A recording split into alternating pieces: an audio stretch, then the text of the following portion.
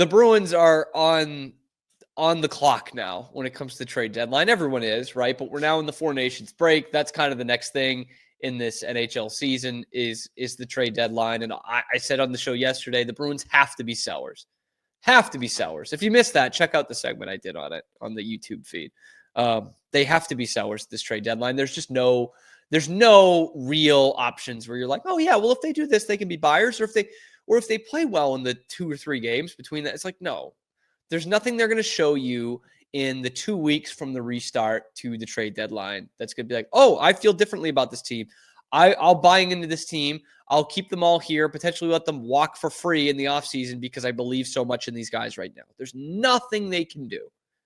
And so the hot rumor that's been thrown around the last couple of weeks, maybe some of the last couple of months, is Brad Marchand being traded.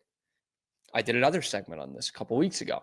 Definitely recommend checking that out as well. There are plenty of teams out there that need a winger who can score and play special teams, play penalty kill and power play with winning experience that have draft capital to trade for Brad Marchand. There are plenty of teams out there, right? And I think Vegas feels like a good fit. He and Cassidy love each other. Vegas has some capital. They can move around. Minnesota was another team they were looking at with Kaprizov out for a while. Someone you can add in relatively cheaply. I think you can get by some teams a first round pick. I really do. It's not going to be a top 10, but I think you can get some first round picks or a first round pick from some of these playoff teams. Brad Marchand, though, is not thinking about that. He was on the What Chaos podcast with DJ Bean and Pete Blackburn. They do an awesome kind of national hockey show, but a couple of Boston guys, they did an exclusive. They did a one-on-one with Brad Marchand during the Four Nations Media Day in Boston. And here's what Marchand had to say about the trade rumors with his name. I'm not worried about trade rumors.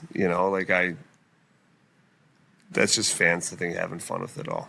It's never been realistic that you'd be traded. You've always been signed. You've signed at the beginning of your walk year.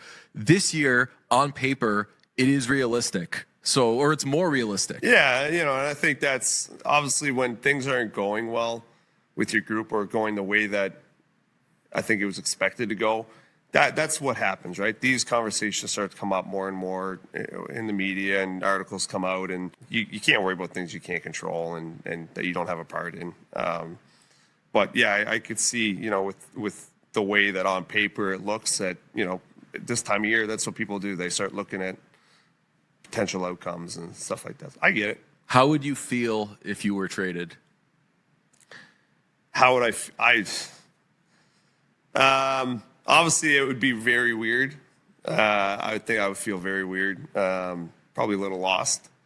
But I don't know. I haven't really thought about it before. And I don't really think about it because it's not something that I really see happening.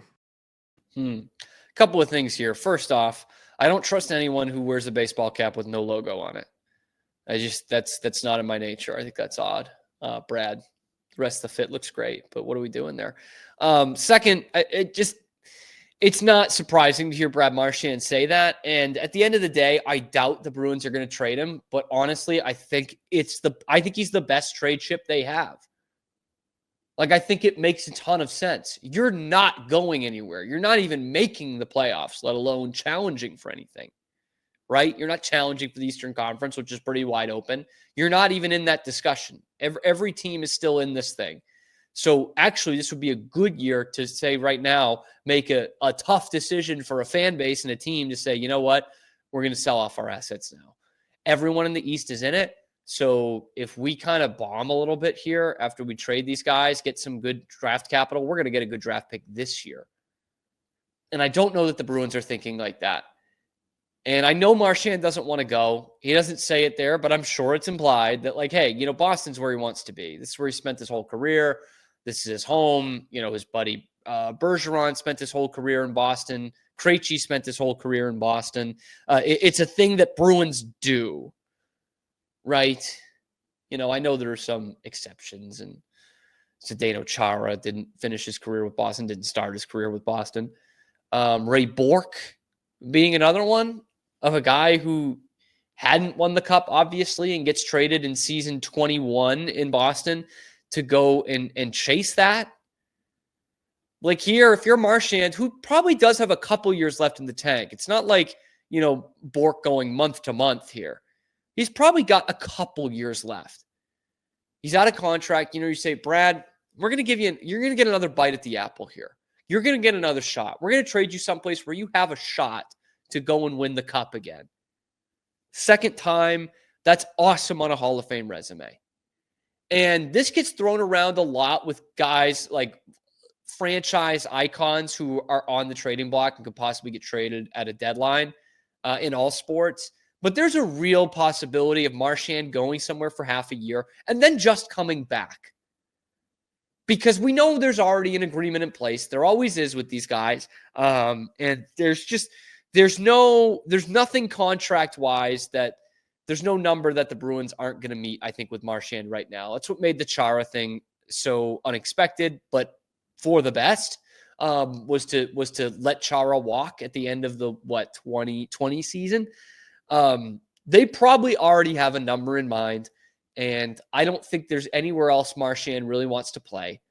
So it does make a ton of sense. Like, it's not something I would poo-poo as a Bruins fan. I love Marchand. I've loved him from day one. I'm not like, oh boy, I get to see Brad Marchand playing another team sweater. But if you can get something for him, even a first round pick, to lose him for a couple of months that you're not going anywhere and then bringing him back to be the captain again in the summer, like, why wouldn't you do that? That's not putting a guy out. That's not throwing him to the curb. That's saying, hey, brother, we're going to give you another chance here to win something big, and then you can come back and play for us again and ride out your career in style and get your number 63 up in the rafters. We don't even have to change the years that you played because you're only going to be gone for a couple months of 2025. It'll say 2010 to 2027 on the banner. You don't even have to switch it. It just makes a ton of sense. I know Marchand doesn't want to go, I'm sure. But I'm also sure that if Don Sweeney and Cam Neely sits down and they have this conversation with him and they say, Brad, give us 4 teams.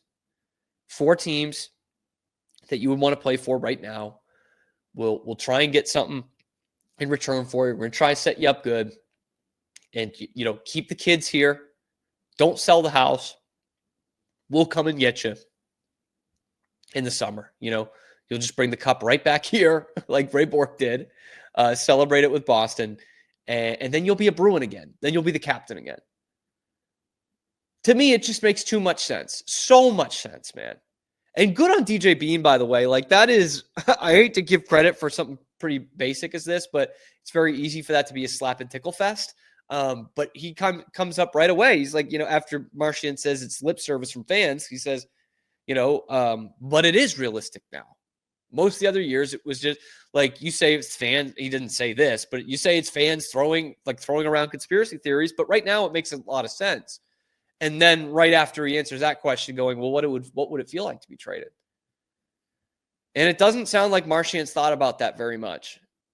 It doesn't sound like it. He says it, and it also doesn't sound like it. But if you're the Bruins, dude, you got to get the sentimentality out of it, especially if it's going to be half a season. Or let's say Marchand feels slighted and he doesn't come back. And he spends the last 2 years of his career with the Minnesota Wild or the Dallas Stars. Like, is it really that big a change? Are you really becoming the franchise that runs people off? It was one time you traded the captain on a year that you were not making the playoffs. Like, I don't think that's gonna hurt your franchise's reputation too much. The Rangers are right back in the playoff picture. They put their captain on waivers a couple months ago, and they traded a former top 5 pick. So you want to talk about teams that reputations might get hurt? I would think the Rangers more so than the Bruins. So it's going to be kind of this typical Bruins, integrity, passion, class. We're not going to do that.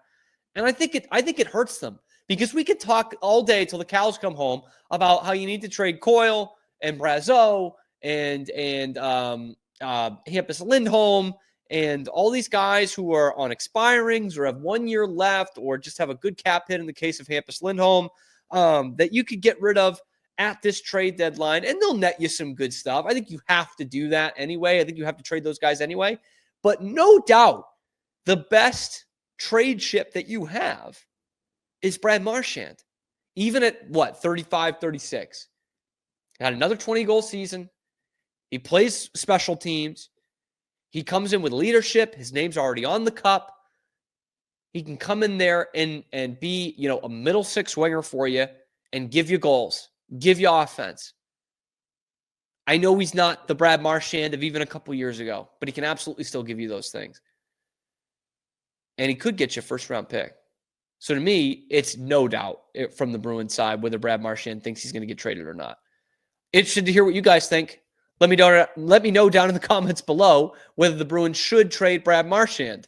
Please do let me know. And then like and subscribe because over 90% of you that are watching are not subscribed. So give the channel a like and a subscription. It helps us out a lot. Find us live on YouTube, high noon Eastern time, and then wherever you get your podcasts. We are Rogue Media Sports. Hey, thanks for stopping by. And if you like this video, be sure to give us a like and subscribe. It really helps out the channel a ton. You can follow me on Twitter here for some more outrageous Boston sports takes coming to you every weekday at noon Eastern time. And then after that, wherever you get your podcasts. We are Rogue Media Sports.